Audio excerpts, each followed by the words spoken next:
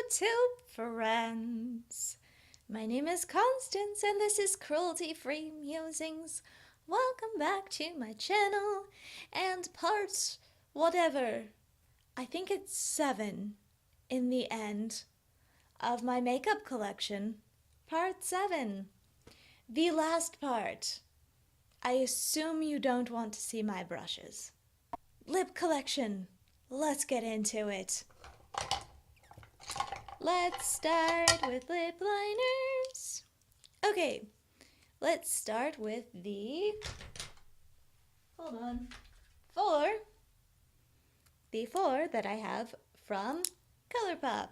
These are the ColourPop Lippy pencils. I used to have a lot more. Some of them dried out. Some of them are just like not good colors for me because it's difficult to judge online. Really that was a lot of them. I was buying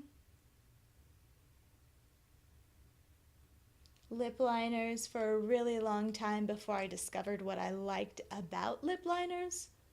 So I'm just going to swatch all of these and then go through, tell you which ones I have and what I like about them. Okay.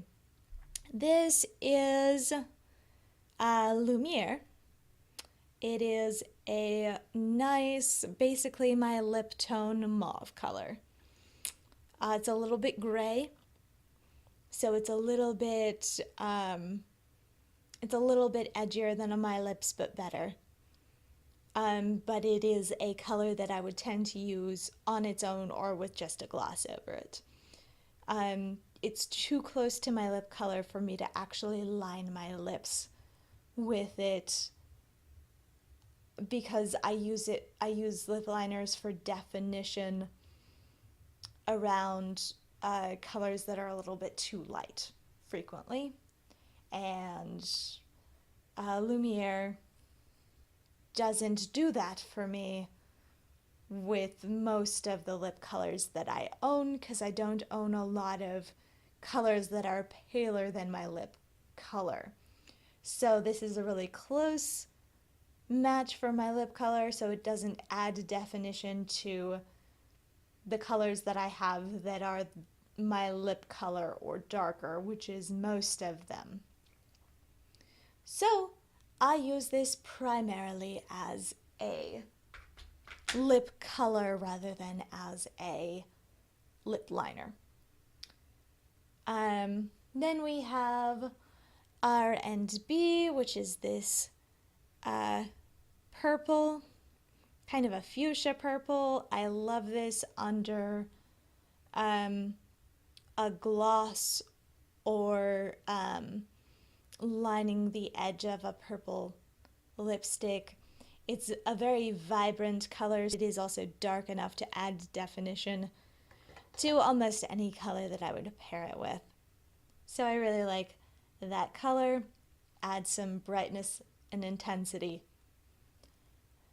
Then the next two I have used together to contour my lips. This is another one this is oversized, which I believe ColourPop doesn't even sell oversized anymore. It's really close to my skin tone, but it's a really bright, light coral. So it's great for adding dimension to the center of my lips if I want to shape my lips and then like put a gloss over the top.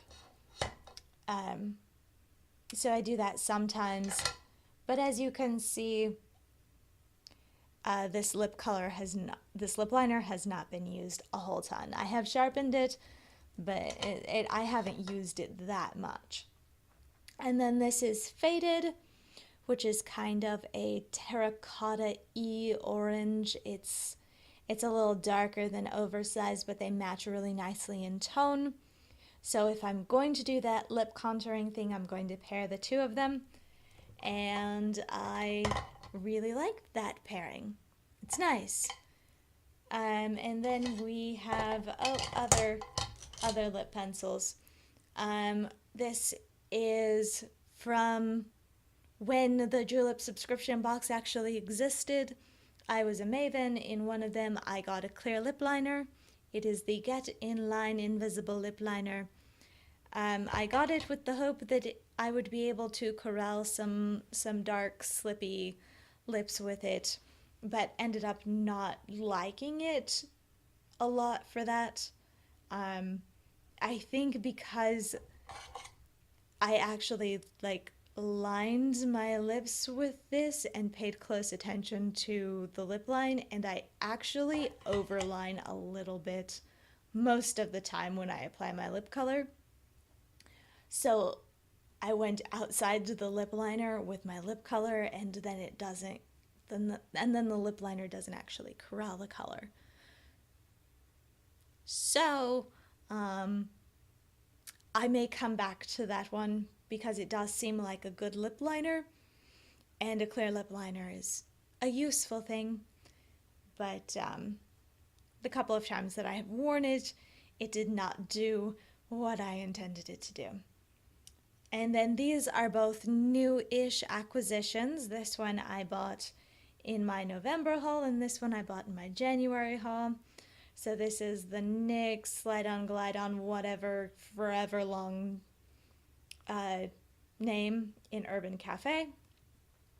Really like it. Warm, dark brown. I will go ahead and swatch it.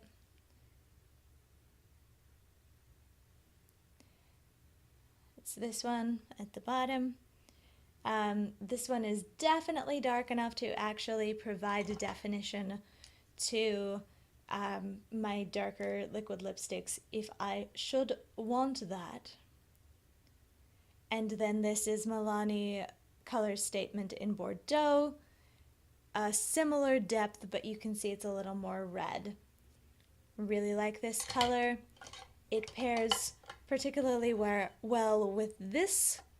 We're moving on to the ColourPop Lippy Sticks because the Milani Color Statement Lip Liner in Bordeaux pairs really well with the ColourPop Lippy Sticks in LRE. I wore this combo in a video. I forget which one, but I wore it. It's gorgeous. That pairing matches so well. This adds a good bit of definition to this very deep, vibrant fuchsia-y dark red. It's a really yummy, juicy color, and I love the pairing. I'm not going to swatch all of these. And then we have two.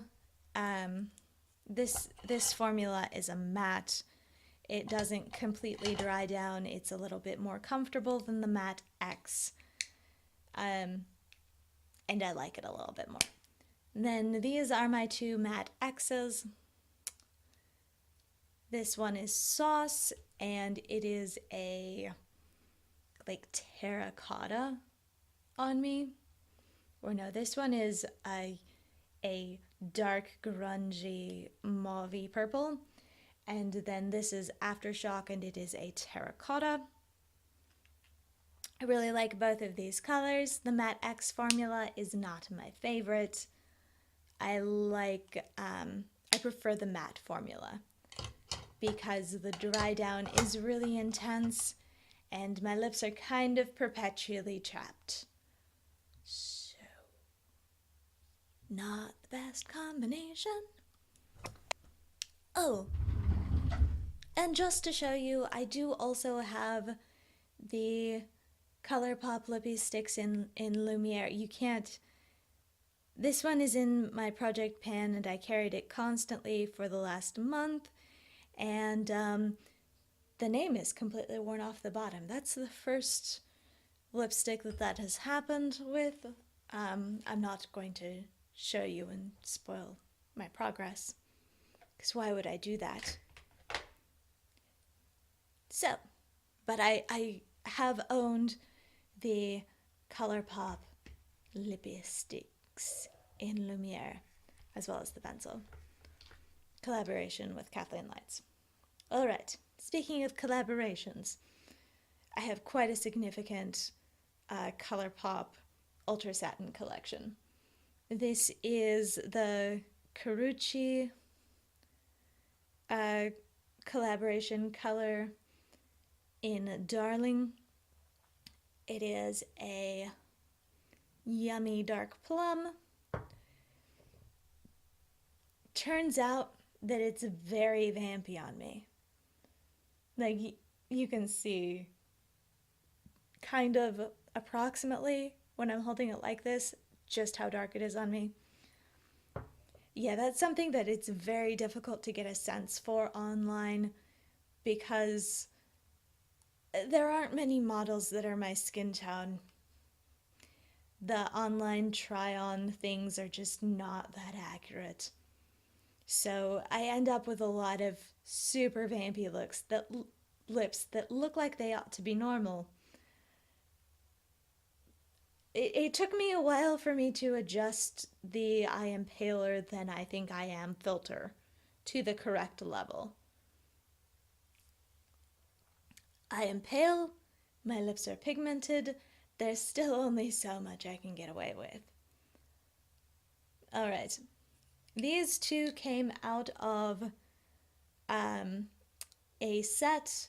Do you remember when ColourPop was in Sephora for 0.2 seconds? Yeah, they came out with a gemstone lip set, and I bought this not off Sephora but off of the ColourPop website when it went on sale.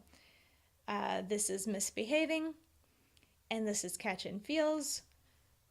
These you can see that the Karuchi color and Misbehaving are very similar. One of them is more brown, the Karuchi one, and one of them is more purple, Misbehaving. I don't always remember which one is which, but they are very similar colors, and I probably don't need both of them. But they're the kind of colors that I like having. If I'm going to wear them, I like having them in a liquid lipstick. This one you have seen many times before. This is my 9 in 19 liquid lipstick Target. This is the Ultra Satin in November. A very orangey color that I am learning to work with and to make work for me, but I really like the Ultra Satin formula, so that's not a problem. It's not a problem that I am trying to use it because I do like the formula and I think that it works well.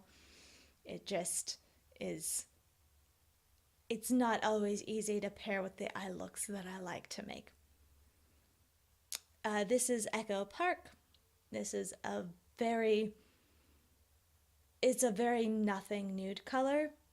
So like if I have a very dark and dramatic lip that I want, or a very dark and dramatic eye look that I want a very nothing nude to go with, Echo Park is what I go for. Another Ultra Satin. And again, I like the formula and I like the color. It only has one use in my collection, but that's fine. For what I use it for, it is great. And then we have my Singular Ultra Matte.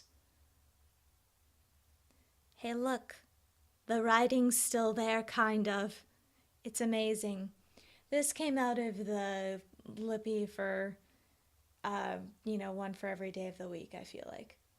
No. This is solo. I bought a bunch of Ultra Satin and Ultra Matte lips all at the same time, and this is the only one that made it through, pretty much, from that entire massive collector thing. It's very pink, and it's a very neutral pink, I would say. It's like a nude with a slight pink lean. So there are some looks that this really works with, and I really like the color overall.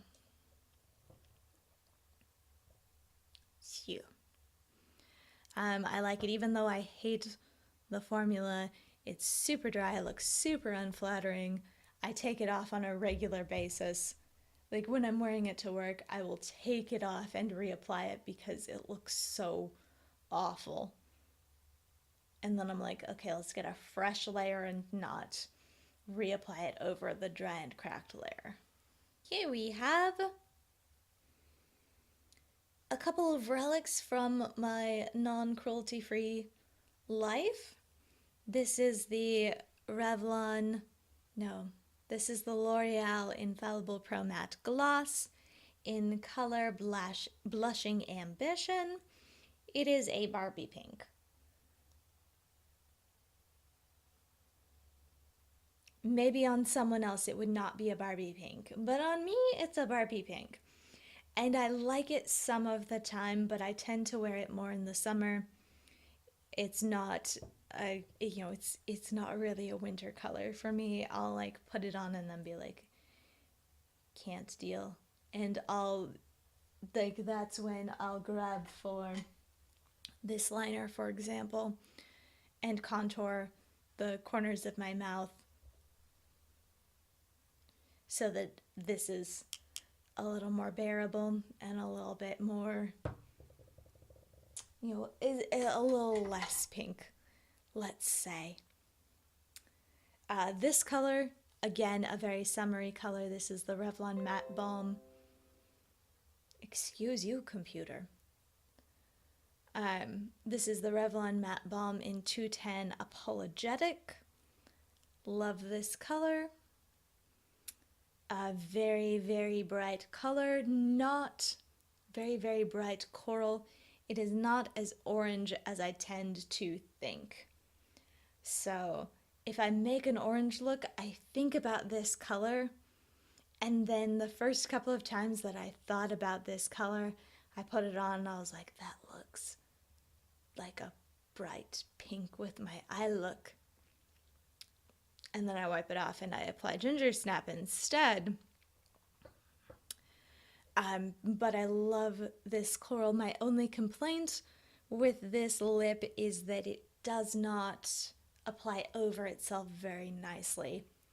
So again, this is one that I tend to, once it starts to accumulate somewhere, I'll wipe it off and reapply completely, which I mean is good for panning, I guess. I have worn the shape off the tip, but there is still the entire little bullet left there. This is a very bright color, and I do really enjoy it, and I don't hate the formula.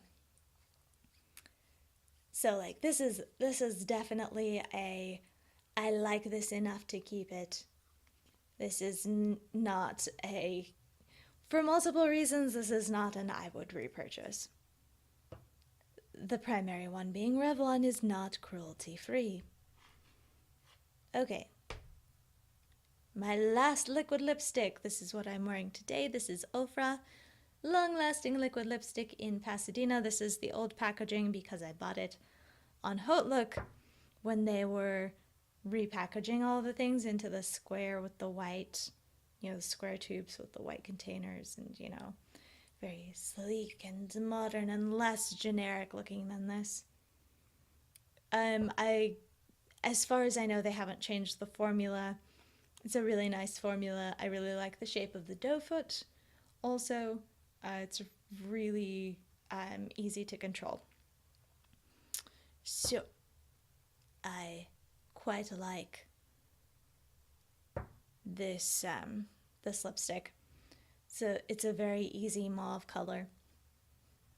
It's really nice. It is long lasting. It wears well. It's not transfer proof, but that means it's more comfortable. So I'm okay with it. Same reason that I am okay with the Ultra Satin. They're long wearing. They wear gracefully. They're not transfer proof, but they also don't crack horribly on my lips. So, alright. Oh, slightly incorrect. I have some more liquid lipsticks.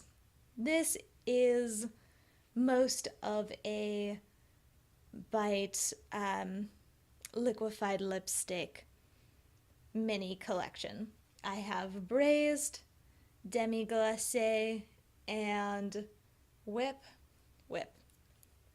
And then I gave away the bright orange red because there are colors that I cannot pull off, and orange red is not a great color for me. Suits my sister better. So, I really like this formula. In some ways, I like this formula better than the Amuse Bouche lipstick. I know, heresy. The Amuse Bouche lipstick is fantastic and really long wearing, but if I reapply it over itself, it gets dry. This does not get dry. Again, the same formula style as the other liquid lipsticks that I like. It is thick, highly pigmented, maybe a little bit glossy, long wearing, but not transfer proof.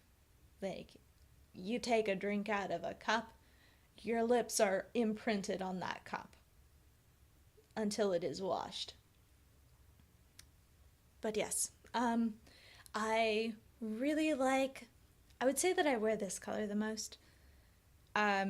These colors are very brown and not colors that I lean towards much.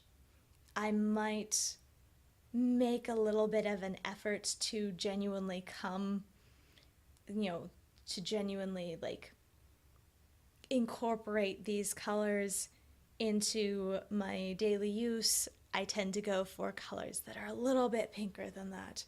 But I'm sure that I can wear them. I just haven't made the effort to figure out how. Speaking of bite, we might as well keep on the bite train. This is Chai.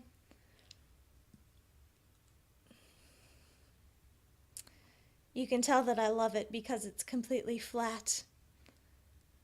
Not completely flat. There is a little tiny slant to the tip still. But like, I've worn it basically down to the top of the imprint. The B imprint on the side. Chai is a really good deep nude color for me. It is how I discovered that the Amuse Bouche color, the Amuse Bouche formula, if built up on top of itself, gets dry, because I was trying to use it up for a while. And then I was like, you know what? Love this color. Don't need to use it up immediately. So here it is, still in my collection. And then this is Ginger Snap. You can see it's mostly not used. You can also see from where the B imprint is exactly how much of Chai I have used.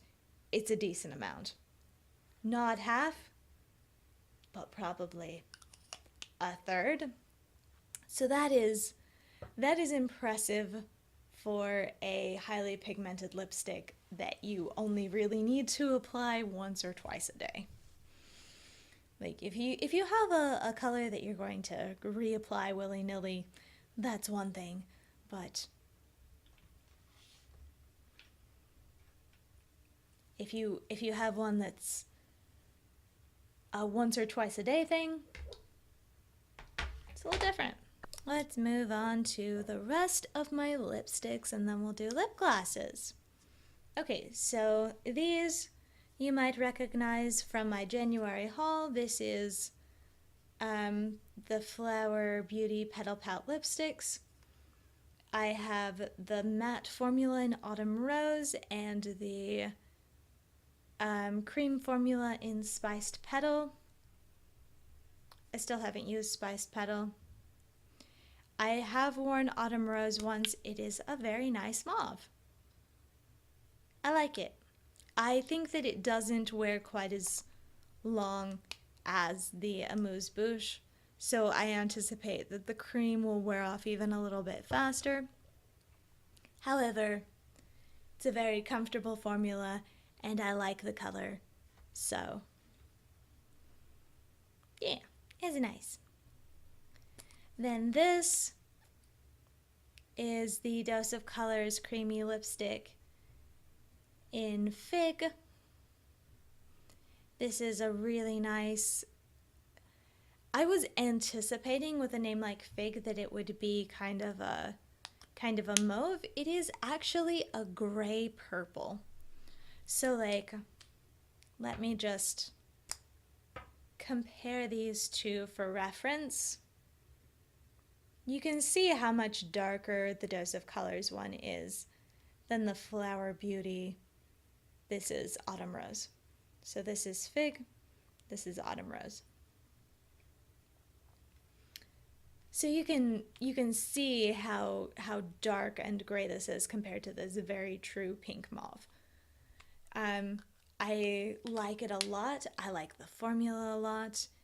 Again, not necessarily the longest wearing, but I love the comfort of a cream lipstick. And then,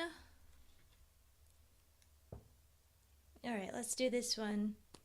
This is a bareMinerals Marvelous Moxie little mini lipstick. This is in Speak Your Mind.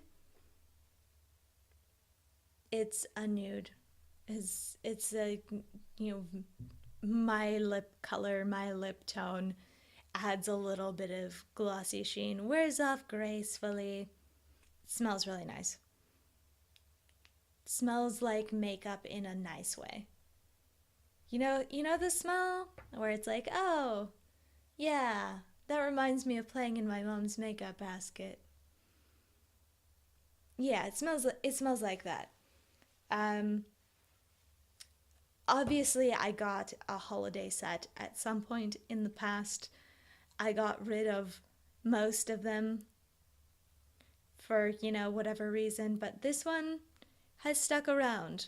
It's like it's like Echo Park. It's one of my only true nude colors that's as light or lighter than my lips. So, I wear it occasionally when I'm just in the mood to have something light to just apply over my lips. This is the Urban Decay Vice lipstick in the color Firebird.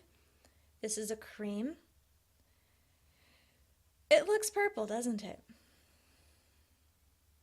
I'm going to stain my hand for you. I hope you appreciate it. Looks purple. Is in fact fuchsia. And it stains this color, which I don't hate. So it goes on this beautiful glossy finish. Very opaque, full color, bright fuchsia. And then it gracefully wears to a stain which is this color and is just not glossy. I don't know if it's all of them or if it's just the tenacity of a hot pink pigment, but Urban Decay, bringing it. All right. I really like this color, the brightness of it, the vividness of it. And I love how well it lasts. All right. Let us do my glosses. All right. I have 2 NYX Butter glosses. I used to have 3. The first one that I bought was actually Tiramisu. It disappeared on me about a month ago. Have no idea where it went. I had it when I walked out the door. When I checked my pocket after lunch, it was not there. So, no clue what happened to Tiramisu, but I still have the colors Peaches and Cream, which is a very, very vibrant pink. It's pink on the pink end of peach. And then I have Maple Blondie, which is on the nuder end of peach. I like both of these colors and I really love the Butter Gloss formula. Of the three glosses that I had that I could have potentially lost on that day, I am happier that I lost Tiramisu than either of these. Because these colors I genuinely love. Tiramisu was just a color that I wanted to keep long enough to use it up. So I was happy to use it up. It's a very nude gloss, so I found that the most useful time to apply it for me was like the application for it was on a no foundation day. When I just wanted a little bit of moisture on my lips because it was basically the depth of my, again, something that was the exact depth of my lips, but just glossy. So I didn't love the color because it didn't add a lot to my face. But I do really enjoy the formula. So I was happy to use it up, and then it disappeared. So that happens sometimes. Sometimes lip glosses fall out of your pocket, and you're like, thank you for the joy that you brought while you were here. Alright, next up we have this deluxe size sample of the Anastasia Beverly Hills lip gloss. This is in Saint Tropez, which is a pink base with a gold glitter. It is very metallic and I love it. It's a really nice gloss. I love the Anastasia lip gloss formula, I would say. Of the glosses that I own, this is probably my favorite formula. Bold claim, but probably true. Really like this particular formula, and I love the color Saint Tropez, so I will happily use this up. Next up we have a Meanie. This is a buxom full-on lip polish. This is the plumping lip gloss. The color is Dolly. It's a mauve. If I apply it to my lips just straight up, it just looks like my lips, but they're glossy. The first time I applied this, I hated it. I was like, this is so painful. I hate how tingly it is. And then I was like, I'll keep it, but I'll wear it over lipsticks because it's more bearable. And then at some point this year, sometime in the past 2 months,